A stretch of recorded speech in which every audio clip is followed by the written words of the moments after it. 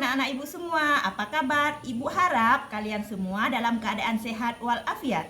Hari ini kita akan mempelajari tentang hubungan antar makhluk hidup dalam ekosistem. Mari kita pelajari sama-sama ya.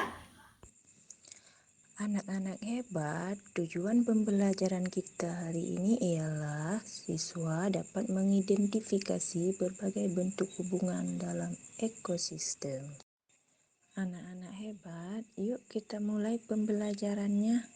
Seperti kalian ketahui bahwa makhluk hidup itu terdiri atas manusia, hewan, dan tumbuhan.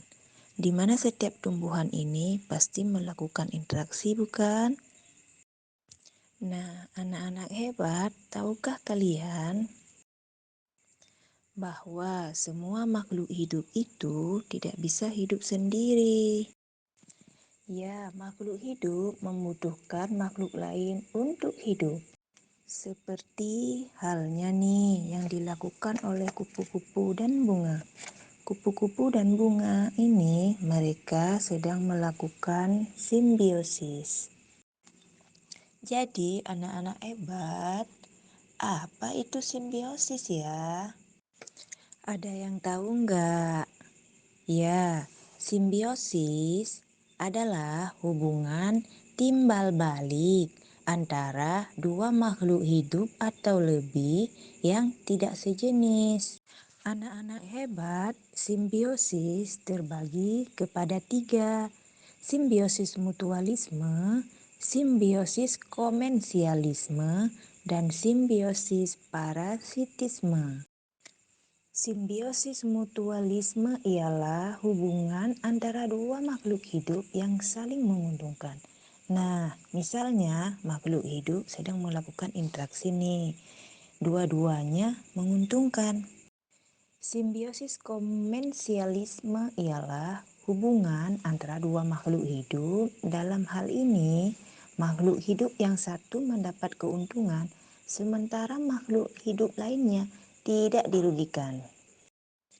Sedangkan simbiosis parasitisme ialah hubungan antara dua makhluk hidup di mana pihak yang satu mendapat keuntungan namun merugikan pihak lainnya.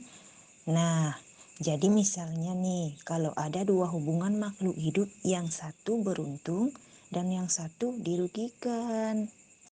Nah, anak-anak hebat, di sini kita melihat tumbuhan sirih dan inangnya. Tumbuhan ini ialah salah satu makhluk hidup yang melakukan simbiosis, yaitu simbiosis komensialisme, di mana tumbuhan sirih bersandar pada tumbuhan inangnya.